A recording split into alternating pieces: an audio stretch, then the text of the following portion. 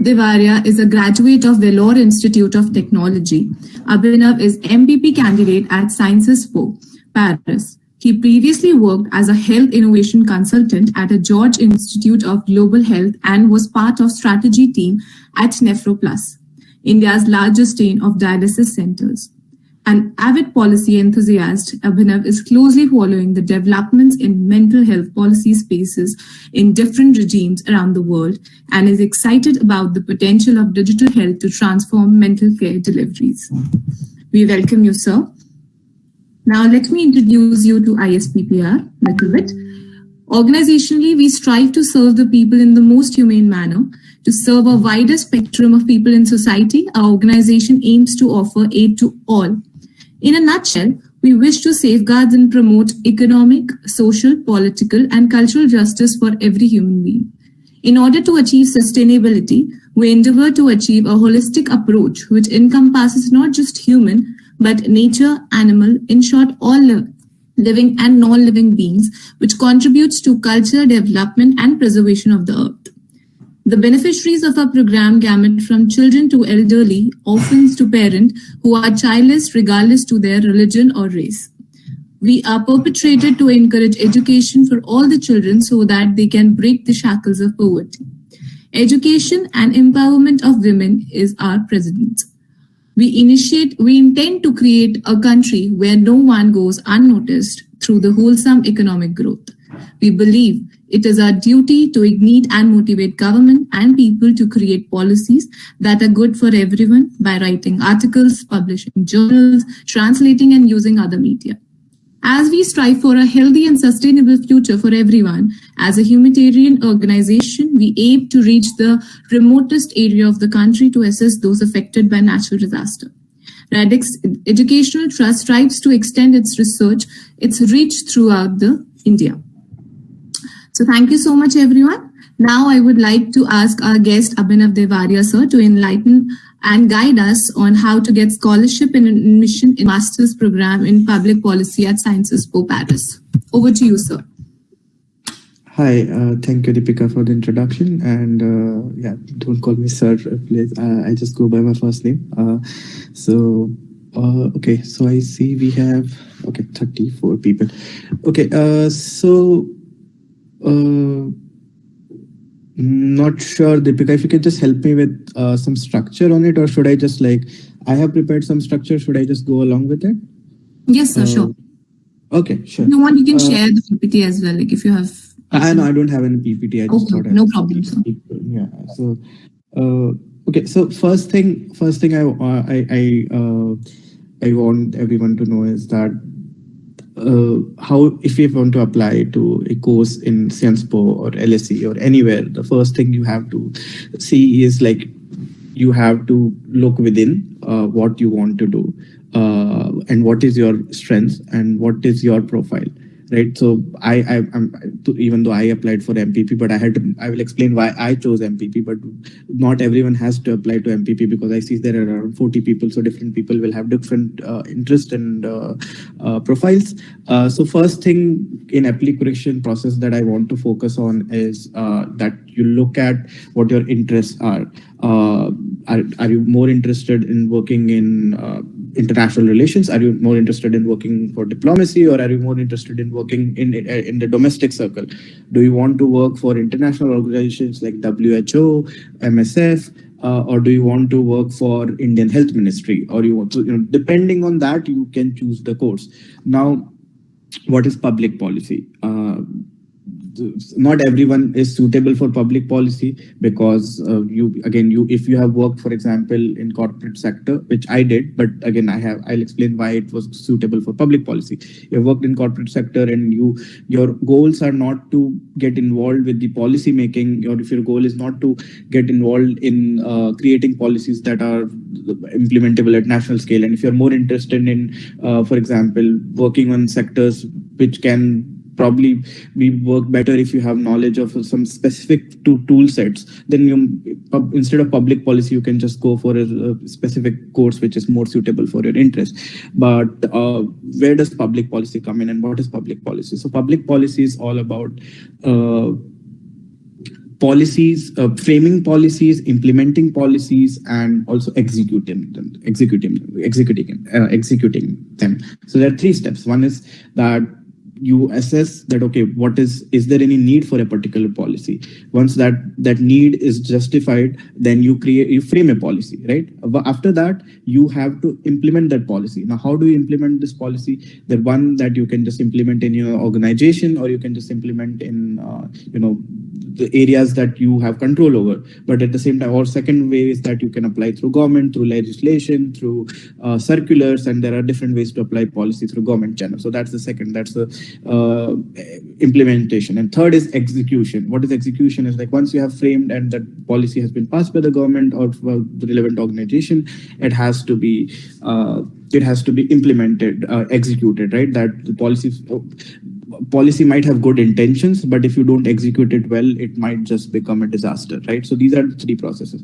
So that's what a public policy is: a policy that hopes to achieve equitable outcome for everyone involved.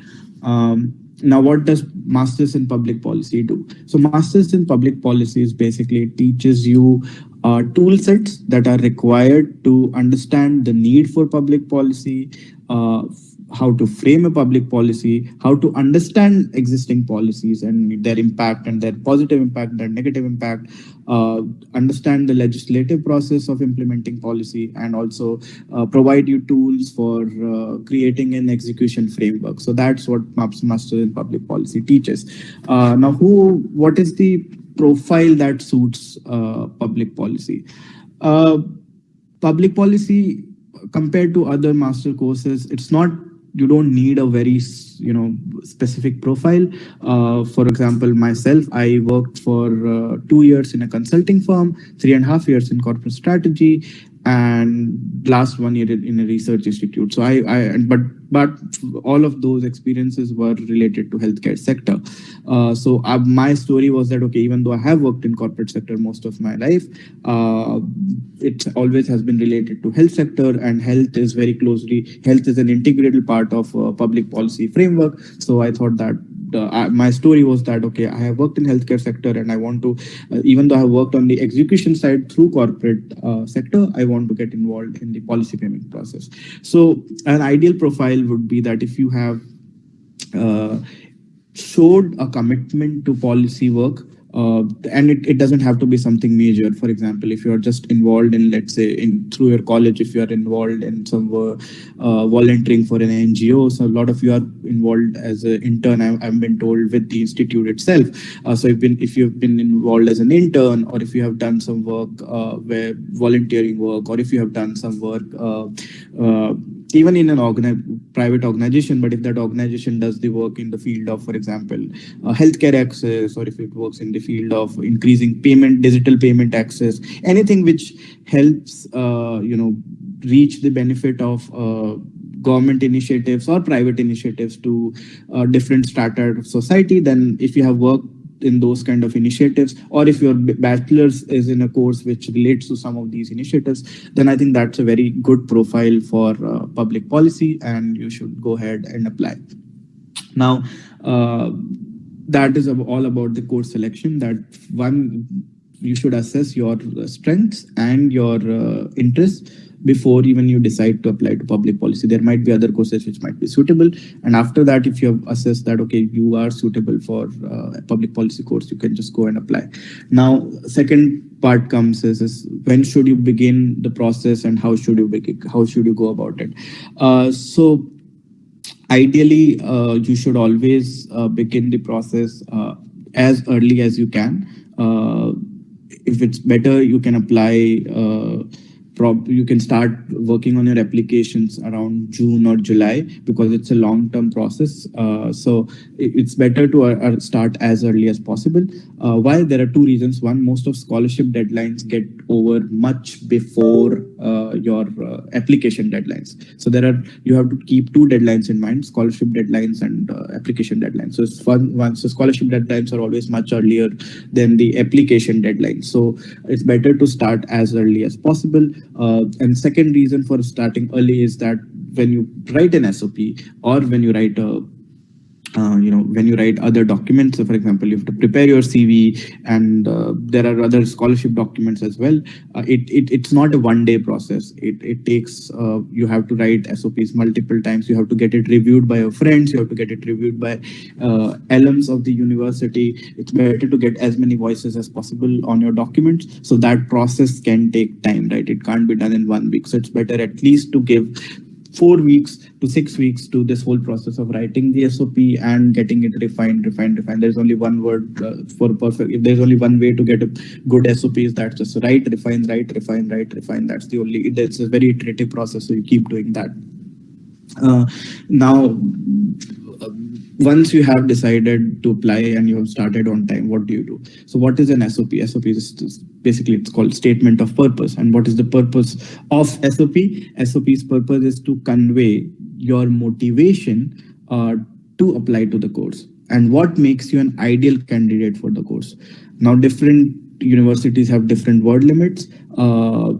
But for example, SensPo, I believe, has the word limit of 1,000 words. So in 1,000 words, you have to tell that why, one, you are a good candidate for this course. Second, why you are interested in applying this course. And third is why SensPo, because there are so many colleges, right?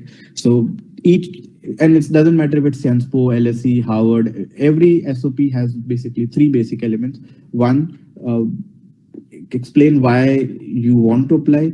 Explain why you would be a good candidate for them to consider, and third, why that college. So these are the 3 main aspects of any SOP, and that comes when we write SOP, SensPo SOP, same concept applies.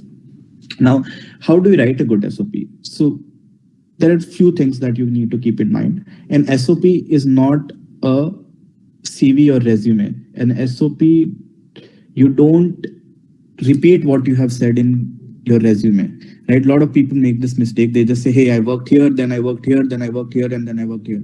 See, they don't need your SOP to know that. They can just look at your CV, because you always also have to upload your CV during your application process. So SOP needs to bring out your personality. It has to have some stories from your life. It has to be engaging. For example, I come from a small village in Rajasthan. I grew up there. I studied in a government school run by state government, which did not even have benches to sit on, and it was always leaking. That was my story. So I talked about growing in that kind of environment, studying in a school which did not even have good infrastructure, and how that motivated me to the process of going into public policy. And it was a long journey, right? You just don't you saw that and you knew in the 10th standard. Some people try to write that when I was 6, I decided I want to study public policy. That's stupid, right? People can see through that kind of, if you write that kind of nonsense. So, but however, you still have to, all of us have some beliefs, all of us have some motivations, and those come from our life experiences. So you talk about those life experiences, but again, you can't be sentimental, but at the same time, you have to bring out that flavor, that what are the experiences in your life that motivated you to the path that you want to follow now, which is to study public policy. So bring out your stories from your personal life. If you have your personal challenges, for example, if you come from a caste background, that is, if you come from a DBA caste background, then you can talk about that. If you're Dalit, Bahujan, Adivasi background, you should talk about that if you have faced those experiences, or if you come from, if you're a person from religious minority, and if you face challenges, as you know, there are a lot of things happening in our country. So if you have faced some challenges around that, if you have faced discrimination, then talk about that. Please don't be hesitant to talk about only good things.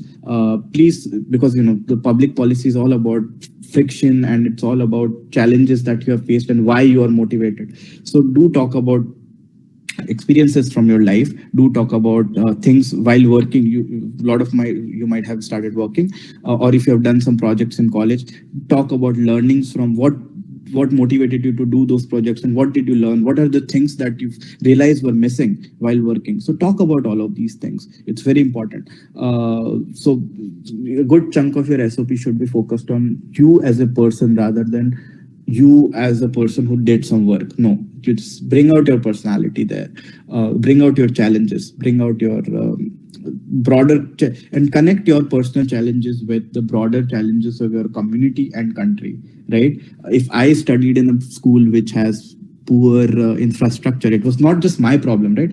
It all of us, like most of us who come from Indian villages, and if you have studied in schools in villages, you would know what kind of infrastructure there is. So you connect your personal challenge with the broader challenge of the community, right? If you are from a Dalit, Bahujan, Adivasi community, if you have faced discrimination, you have to you start with your personal story, but then try to connect that with the broader challenges of your Dalit, Bahujan, Adivasi community. If you come from a religious minority background, right? Talk about your experiences, if you have faced any challenges, and then connect it with the broader community problems. That, okay, this is not just your experience, this is the experience of millions of people. So do talk about those things. Similarly, if you have done some project, you face some challenges, again, connect it with the broader challenges. So that's the one part. Now, second, why you should be ideal candidate? Again, you start with your personal story. But then you move on to okay, you saw these things and then you tried to do something about it, right? It was not just that, okay, you saw it and then, okay, you thought that, okay, you will do MP, Masters in Public Policy, and that will be a solution, right? You keep doing small things, right? For example, I worked as an engineer, but I continued to working in health sector because I did not feel that civil engineering needs my, expertise as much as health sector needs. So you go there and I did that work. So you can explain that, okay, I saw these problems, I saw these challenges. So this is what I did in my college, or this is what I did while I was working. I got involved with this thing. I got involved with volunteering work. I got involved with, for example, an organization that works against caste discrimination, all these things. So you talk about the experiences that relate to your personal experience, but at the same time, there are action items. So what are the things you did in your life to kind of, fight those challenges? And then why you talk about all of these, and then you talk about the missing element, that, okay, you did all these, but you realized, okay, there is still something missing. What is missing is like you feel that you lack some skill set, or you feel that, okay, country as a whole needs some skill set is missing. So you talk about that missing element, and then you move on to so the first part, personal experience, second part, action item, and then you move on to the third part, which is, that's why I am applying to your university, SDGs or LSE or Harvard or whatever that is. And then you explain, okay, why Harvard or why LSE or why SDGs would be a good choice. Then you explain, okay, then so what do you do? Again, how do you just can't say, okay, this is a good college, this is in Paris, and this is good, blah, blah, blah. Nobody likes that. No, you go through the college website, you look at the courses they are offering, you talk to alums, and you mention that in your SOP, that, okay, I saw the profile, I saw these professors who are offering these great courses, I talked to this alumni who told me about the great work that the institute is doing in this particular thing, so make it as personalized as possible. It should look like that you have put some effort. A lot of people just do, okay, this is what it is, and then in the end they will just write, hey, and SDGs is a great college, LSE is a great college, please accept me. Nobody likes that. It just shows that, okay, you wrote one SOP and you just kept changing the name of the university. No, it should look like the last part of your SOP where you talk about the college. You should always make it as personalized as possible. That why this particular university, why SDGs? So,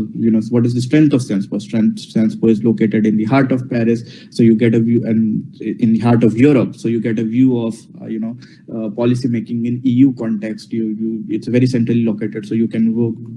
WHO's main office is like 4 hours away from here. So you are located in the heart of world's policy making. So that's one reason. What is the another reason? SDGs is diverse. SDGs has students from Africa, students from Asia. So you talk about the diversity factor. You talk about the diversity factor of Paris. All of these things. So that's what your SOP is all about. That you just talk about what makes SDGs a great institute. And again, it doesn't have to be, SDGs is great. No, why? What are the things that you liked about SDGs, and what are the things that SDGs offers that you are looking for? So you talk about the match between you and SDGs. So that's the third part, or LSE or Harvard or whatever institute you're applying. So that's the third part. So this is all about SOP. So keep these three things in mind and then make your SOP. But again, the how do you write SOP? In the first draft, don't worry about word limits. Don't worry about how you are writing it, because most people get stuck in writing the best SOP in the first way. That's never going to happen. So you start writing and you keep on writing for as long as you can, and come with the first draft, which might be like 1200, 1500, 700, 1700 words. It doesn't matter. Once you have the first draft ready, you take another look, you shorten it. Then after that, you start sharing with your friends, friends who are good, for example, in English, for example. You just share with them, ask them to remove errors, and also ask them to get their comments on structure, get the comments on your story, get your siblings to read it, ask other people to read it, and get feedback. Then start approaching people on LinkedIn. Just look at Sciences Po alums that are available on LinkedIn. Hey, I have written this SOP.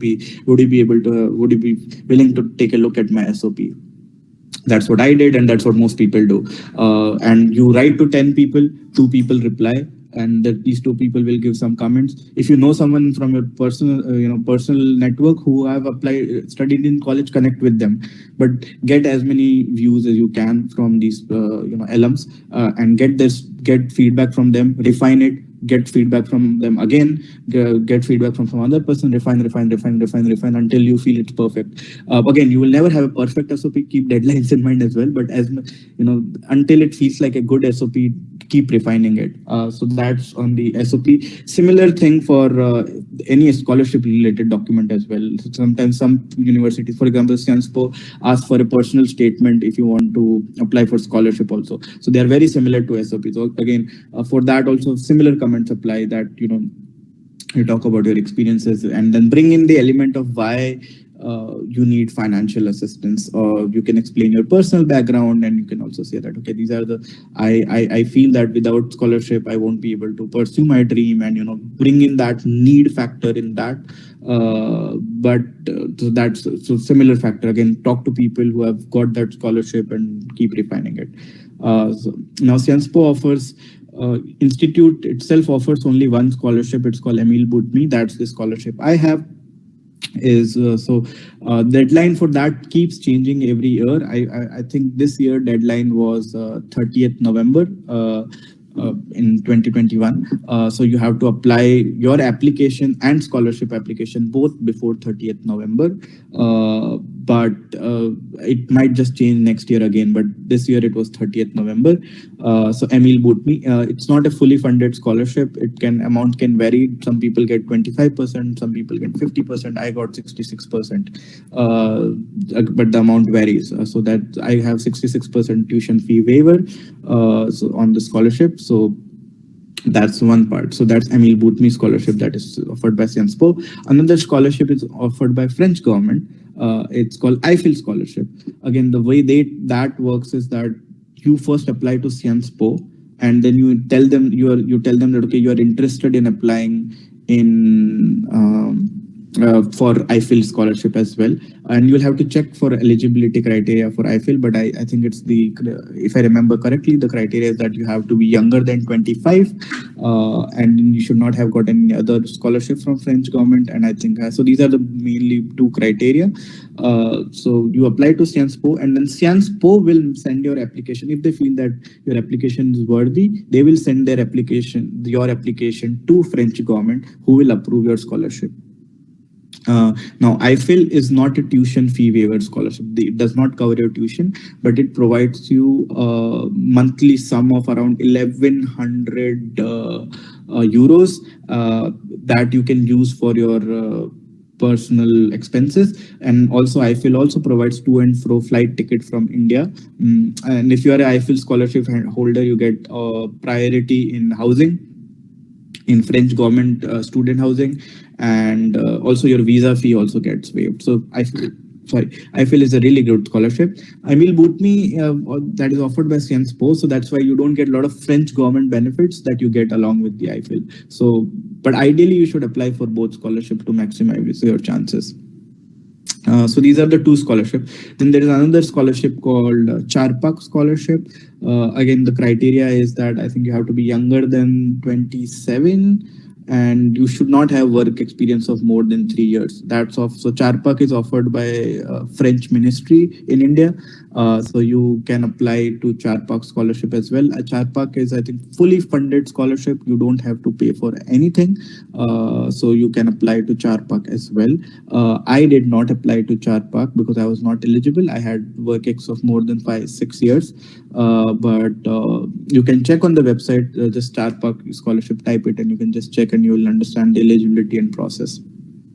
So these are the three main scholarship, but then there are other scholarship which are not specific to Sciences Po or France. There are other scholarships as well. There is JRD Tata Institute, JRD Tata scholarship that is offered by Tata Group. It's a loan scholarship of up to 10 lakh rupees. Then there is Narottam Sekaria scholarship. Again, I believe it's a loan scholarship, and maximum amount they give is I think 8 lakh rupees. Narottam Sekaria. Then there is the Mahindra Group, Mahindra scholarship, KC Mahindra scholarship, and lastly there is a very great scholarship called Tiara Foundation scholarship. And the great thing about Tiara Foundation scholarship is that they have partnership with Sciences Po. So if you get a Sciences Po scholarship, then you can apply for Tiara Foundation scholarship. So only if you have scholarship from Sciences Po or French government, you can apply for Tiara scholarship. So these are the four main scholarship. Then if you are a Dalit Bahujan Adivasi student, DBA student, Indian government also provides some scholarship, but it won't be eligible for Sciences Po because the criteria for that is that the university I think you go to has to be in top 100 in the world. But if you apply to, for example, LSE or Harvard, you can get that scholarship. Then if you are a minority, again there is some scholarship offered by Indian government, but since I was not eligible, I had not checked for it, but you can again check for it. So apply on time so that you are eligible for all the institute and target government scholarships like French government scholarship. And after that, your application is done. All the other scholarships that I mentioned, those are typically after you are done with your application process. So they are typically in Feb, March, April, and May. So these are the timelines. And some of these are loan scholarships, some of these are grant scholarships. So the way loan scholarship work is that you get scholarship, but you have to pay that amount back without interest. So you don't have any interest, but you don't have to pay any interest, but you can still get these scholarships. If you're applying to UK, there are two more scholarships. There's Chevening Scholarship and Commonwealth Scholarship. But again, I did not apply because I was not. I applied for Chevening, but I did not get through, and Commonwealth I did not apply because I was not eligible. So there are different kind of scholarships available. Now, last part is moving to Paris and studying at Sciences Po. I want to cover that and what is after that. So once you have gotten admission and if you have gotten scholarship, very well and good, you start applying for visa. Once you have scholarship from an admission from Sciences Po, French visa is not at all complicated. You don't need, it's not very complicated as UK or US where you have to show like, lakhs of rupees in your account or nothing like that. In French, I think you barely have to show you just have to show some amount. You have to show, I think 1 year's college fee, and 1 year's living expense in your account for just 1 week in your account. So you don't need, and you might need to provide some proof that how you will sustain yourself in France. So you might need a proof of your own income or your parents' income, or if you have applied for loan, then a letter from bank. So you just need to provide proof that you will be, once you are here, you will not run away or you will not be able to, afford it, and you will have to send back. So you have to just provide those proofs, and then that's about it. So there are two parts to French government French visa.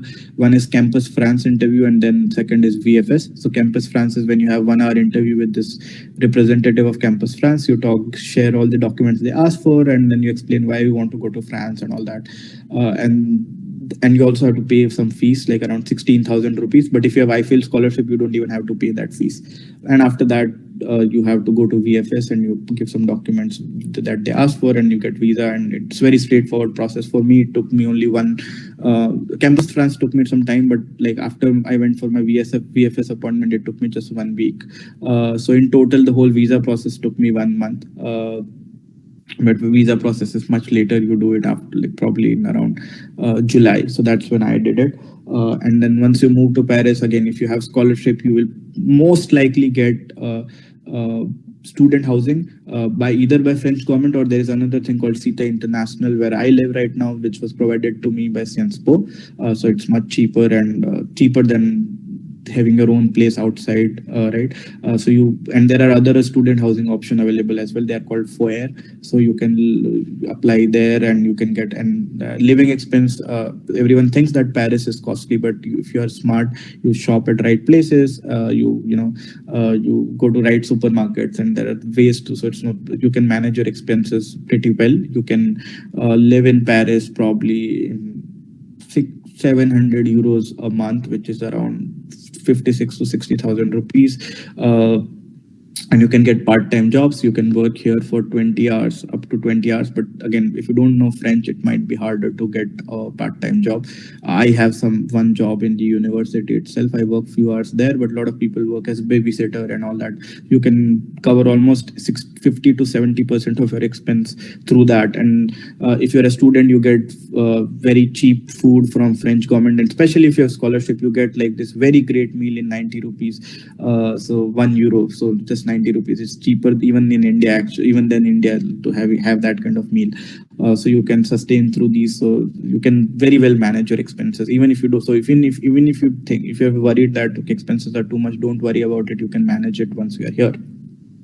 And what about jobs? This is a tricky aspect. If you know French, it's perfect. You can start applying everywhere, and it's not a problem. If you don't know French, you have to improve your French. Otherwise, finding jobs here might be difficult. French, with a student visa, you get 1 year after your university to look for jobs. And if you don't get a job, you can get another extension for 1 more year. So basically you get total 2 years to look for job here. But if you don't get it, then you can decide. And the great part about France is it's 1+1. So if you don't get a job, for example, in first year, and you decide to go back, that additional 1 year still remains. So you have next 5 years to come back to France whenever you want to look for jobs. So that's a good part. It's not like, okay, once you don't get job and you go back, you can't come back. There is this 1 year which you can use later if you feel like in next 5 years, if you want to come back and look for a job. So that's I think about the jobs. What else? I think I think I've covered everything from my side. That's about it. Yeah. And I think last thing I want to say is that French government also provides a lot of grants. If you're a student, you can get housing assistance where government pays you some, up to 25% of your rent, they will pay back to you. You also get all museum. If you're younger than 26, you get 50% discount on metro. You get all museum entries are free for you. Almost all the public, government cultural activities are free for you and all that. So that's also very good part about France. So good part about France is it's very student friendly, and they provide a lot of benefits compared to, for example, UK or US, where you have to pay a lot of money and you have to for even minor things. So I think it's a great opportunity. It's a great place to be as a student. So these are all the points I have, but I think if anyone has any questions, let me know, because I think I might have missed some things. So if anyone has any questions, please let me know and I'll be happy to answer. Thank you.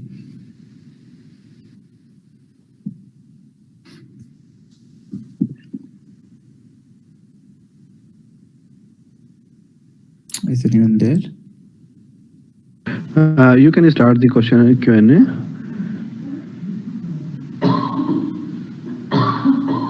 Okay, so job prospects, as I mentioned. Everyone, please turn on your audio and video, then ask the question. It will be better, because if you write, then it might get confused. It's fine. I can have a. I'm looking at chat. Job prospects after MPP. So as I mentioned, it's not like India where your universities are come do hold campus placement and say okay you get this job. Here it's lot of it is about you yourself have to look around, you yourself have to, and this is not just for France. Even if you were studying at Harvard, the same process applies. So you come here and then you do internships. You obviously there is career fair organized by institute. You can talk to employers through that, but job prospect is what you make out of it. But if you're looking for jobs in France itself, if you don't know French, it can get tricky. It might get difficult.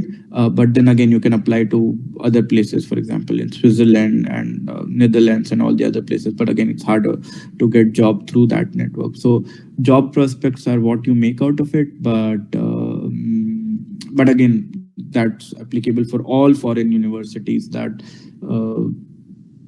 especially if you do a degree like MPP, which is kind of a social science degree, except for tech sector, where if you're a coder or something, jobs are much easier to come by. Apart from that, I think job prospects are what you make out of it. Sciences Po says that 82% of student gets job in 6 months, but they might not be in France also. So job prospects, I don't have any hard numbers on it, but if you are proactive, if you do good things in your if you get participate in right activities, you participate in if you connect with right people, then you can get a job here as well.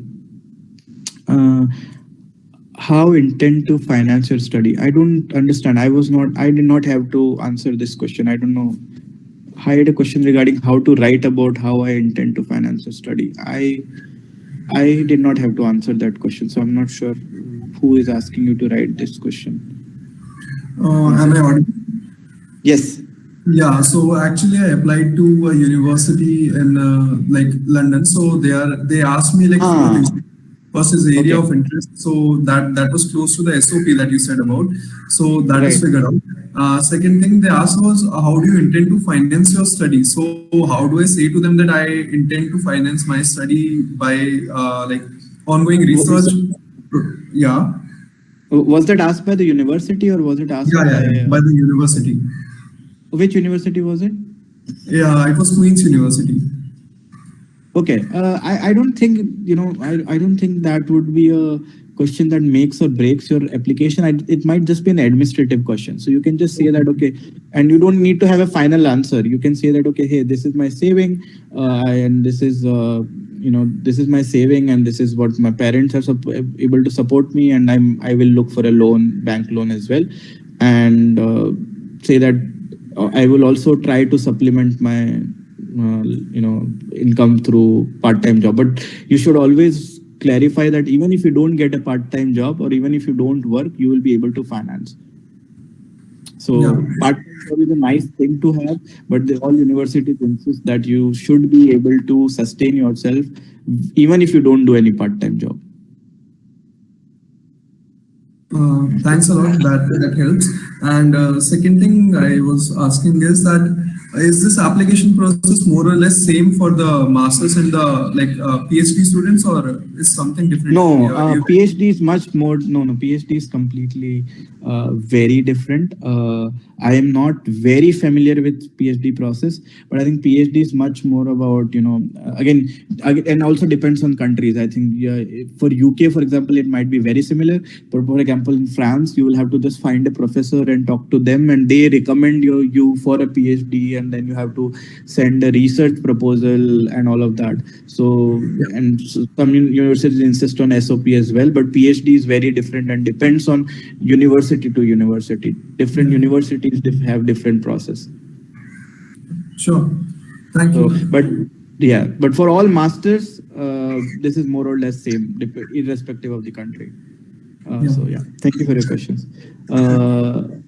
Rachita, what kind of internships are valued for getting admission in courses on international relations or diplomacy? Okay, because I don't come from these fields, but okay, I can still give okayish answer for this. If you're going for international relations or diplomacy, you can think tanks are really good. For example, in India we have Brookings, you have ORF, Observer Research Foundation. So these think tanks are really good. If you can work with a professor in your institute, for example, DU and JNU have very good professors in these fields. Your university might also have a professor. So probably you can author some research projects or some paper with your professor. So those internships also work. But I think best internships would be think tanks or your universities, which talk about. And lastly, if you can work with government, then nothing better than that. If you can work for foreign ministry, or you can work for Niti Aayog, for example, and Niti Aayog will not have very much focus on international relations, but if you can get an internship which somehow relates to that, then that would be really good. But yeah, think tanks. But again, work has to relate to you should write about, for example, if you join ORF and if you get your work is related to India-China relations or India-Pakistan relations and stuff like that, I think that works perfect. And some people I do know that they've worked for Indian Foreign Ministry as an intern, and so that also works. So yeah, is there any French language proficiency requirement? No. If you apply for a course which is taught in English, no, I don't have French. I don't know French. I mean, I am learning now. I am at A2 level, but no, it's not required. But if you know French, it's really, really good, because you can take a lot of extra courses in Sciences Po. You can attend a lot of career events that are only in French. So knowing French is a very, very good asset. So if you have decided to come to Sciences Po and you can start studying French from before, nothing like it, but it's not a requirement. For English, you might have to give TOEFL. I don't think they mandate it. I did give it, and my score was good, so I didn't have to worry about it. But some TOEFL you should give in either way, because most universities ask for it if you're applying to UK, and so it just it helps. And some universities also ask for GRE and GMAT. Sciences Po does not ask for it. I had GMAT, but I did not even upload it. But some universities ask for GRE, GMAT score as well, but no French language proficiency requirement if you're studying a English course that is taught in English. What is the average score for GRE, GMAT for MPP? I don't know. My score was 700 for GMAT. I got into LSE with that score. But then I had a lot of work experience too. Although LSE doesn't have a GMAT GRE requirement for this MPP, right? I mean, you can upload. I mean, they say good to, if you want to share kind of thing. So that's why I had shared it. But nobody knows all of these things. What kind of course what kind of score do you need? But I would say, if you are giving GRE, I think anything above 315 is really good for GRE. GMAT, I think anything above 680 should be fine. Ideally, and above 320 is perfect, but I don't think they mind even if it's 310 or something. Below 300 is a bad score. I would not share that score. But anything, if you're in 310 plus, you don't have to worry about it. They're not, it's not as strong required as, for example, if you're applying for a technical master.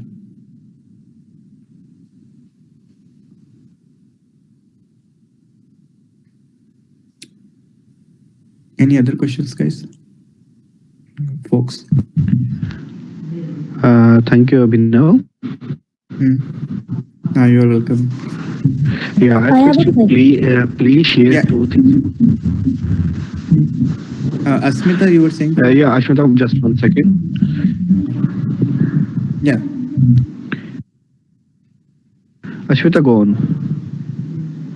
Yeah, I just wanted to ask, how do we decide on our area of interest when you are inclined, when one is inclined towards different areas of work within public policy? Say you want to work for gender and development, but you're also a little inclined to maybe explore the health sector. So, like, how do we decide on like how should we like go about it? Okay, I will ask you, what have you done? Like, what is the work you have done so far? Currently, I'm pursuing a master's in public policy, but like I'm a fresh graduate. I don't have like a lot of work experience. I've had a few internships. I worked with this organization who work for like marginalized women for marginalized communities, and now. And what was the work? What was the work? Which field was it? Yeah. Okay. So it was mostly about researching about the different communities of marginalized women communities around all India. So we were asked to like interview women who belong to marginalized community, get their stories out and archiving it, and going through the interviews of women who were interviewed earlier. So, and knowing about the issues and stuff, it was not really like related to policy aspect. No, but that actually related to policy. Everything is related to policy. If you are talking to marginalized people and getting their stories out, so you are basically speaking to people who are most affected by any bad policy or can benefit the most from a good policy. So that's actually related to policy work. Now, if you are a fresher, just choose which you feel is best for you. There is no, and the good part about SciencePo is, and I think most of universities in abroad is like they give you a lot of flexibility. You can select health, and then after you come here and you realize, okay, don't want to do health. You can change your concentration and stream. So a lot of universities allow that as well. I'm not sure about SciencePo's regulation. How do they do it? Because I did not change because I was very focused on doing health. But you can also change your concentration, so you don't have to worry that much. Just choose the one you feel you will be interested. You should look for the syllabus for the stream. So if you go to SciencePo website, they will provide you the list of courses under that concentration. So MPP Gen, for example. So just look at it and see which one aligns best with your interest and experience, and just pick that one. But you can also decide to change later also. Okay, thank you so much. Which one you got selected at LSE as well, right? Yes. So why did you choose SciencePo from rather than LSE? Money. What parameters? Okay. Money. I got scholarship at SciencePo. That was the main parameter. My main thing was that I had to finance the masters from my own saving and not ask money from my parents. So that was very important criteria for me. And only SciencePo scholarship allowed me to do that. LSE was really expensive. And I did not get scholarship there. And I did not want to get a loan, and I did not want to ask money from my dad. So that was my main reason. But second, there were other reasons too. Obviously, I have always loved Paris. I always wanted to be in Paris. So compared to London, so SciencePo allowed me to be in Paris. And third is that SciencePo course was 2 years. And I've been working since I was 20 in a full-time job. So I wanted it to take it slow. I did not, and LSE course is just 9-month course, MPP course. It's just 9 months, not even 12 months. 9 months, and 9 months is the duration, but the course of study is just 6 months, right? 3 months, you have 3-month semester, then you have month break, and then 3 months. And so it's like barely 5 to 6 months of college for that course. So I did not feel that, I did not want to rush it so much. SciencePo is a 2-year course. It allows me more time to explore my interest, to look for right kind of jobs that I'm looking for. 9 months I felt was really, really short time. And the fourth was a political condition in UK. Brexit had just happened. And I was not sure how job situation will look like. So these were the 4 reasons. But money was primary reason. My love for Paris was secondary. And then the course structure and obviously they also counted. How do you compare both these institutions in terms of placements? or rather self-placements, as how are they perceived by the the public policy aspirants, like if you talk about LSC and then the institution that you graduate yourself from? See, LSE public policy course is very new. It's barely 2 years old. 2019 is when it started. I think job wise, if you come back to India, then LSE brand holds more value because everyone knows LSE in India. Not everyone knows Sciencepo in India. Maybe in policy circles people know, but LSE is very well known in India. If you want to apply in the specific geography, for example, if you want to apply in UK or in Europe, for example, if you want to apply in Europe with Sciencepo degree, you don't face any issue because Sciencepo is a very well-known brand here. And especially if you're applying in France, like Sciencepo is almost like an IIT. You can just say that it's like IIT Bombay, for example, in France. So, it's very well-known. Everyone knows, everybody, even in the streets, people know Sciencepo, So you can stop any random person. If you tell them you're from Sciencepo, people will know it and look at you with admiration. I mean, they will also hate because a lot of politicians come from this institute. But if you're looking for in France, Switzerland, or any French-speaking area of the world, you don't face any issue. But if you're going in India, Pakistan, and all the other part of the world, right, LSE holds more value.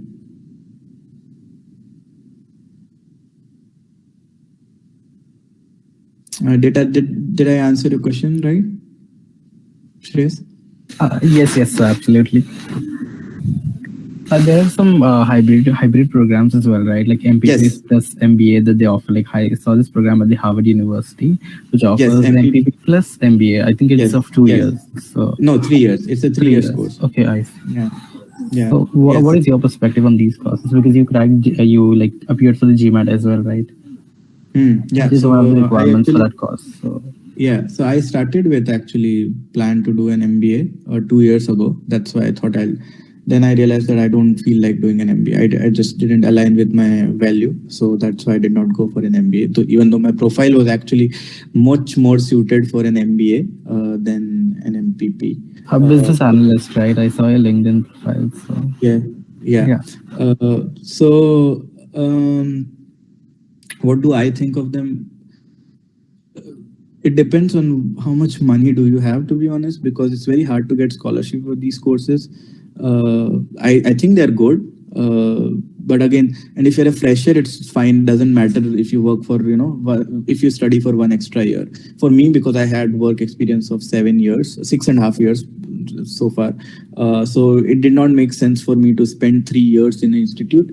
So that's why I did not go for it. But if you're a fresher or if you just have 1 or 2 experience, it does not matter if you spend 1 extra year doing a master's, So I think they are good courses, and I be that as may, if job is what you're looking for, I think MBA does have edge when it comes to job market compared to any other courses. So MBA does have an edge if you're looking for jobs. So I think if you do an MBA from HBS, it really improves your job profile, chances of you getting a high paying job. For me, I don't care about a job. I have worked for a while and I have some savings, and I just need a okay job which puts food on my table. So for me, it's not a big criteria. I don't need a high paying job. I don't care about it. So that's why I did not go for it. So yeah. All right. Thanks for answering. No worries. So, if you're applying for that course, keep in mind they're very costly courses. Anything in the US is very costly. I got into University of Chicago as well with 25% scholarship. And even after that, I'll just give you, even without scholarship at Sciencepo, fees for University of Chicago was twice than Sciencepo. And with scholarship, it is almost 6.5 times. And Harvard is even more expensive, if I remember correctly. So if you are applying to US, keep costs in mind as well. Like if you are rich, don't worry about it. But otherwise, and scholarships are hard to come by. So keep that in mind. But I would still insist that if you feel good about course, apply. You can decide to, like, if you you can decide later not to go for it. At max you lose what, 10,000, 15,000, 18,000 rupees on application, but it's at least you get an option. So I never say no to applying. And then you can decide to not go later if you can't figure out the finances or anything like that.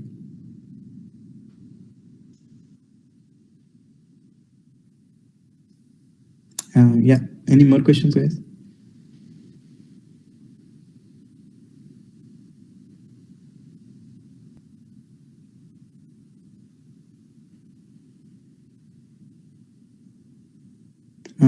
Vajat, do you have any questions? You had some questions, you remember.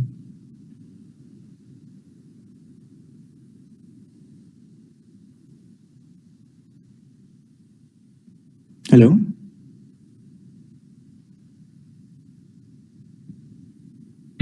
Yeah. I request everyone, so please leave the meeting except Abhinav. I want to talk to him. And thank you for the joining. Yeah, you're welcome.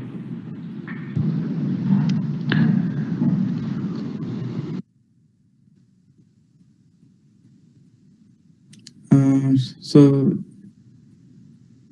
any other questions, guys, or I can drop now? The session was absolutely insightful. Thanks for that. Thank you, Shreyas. Abhinav, please be. Abhinav, please be here. I want to just talk to you. Sure.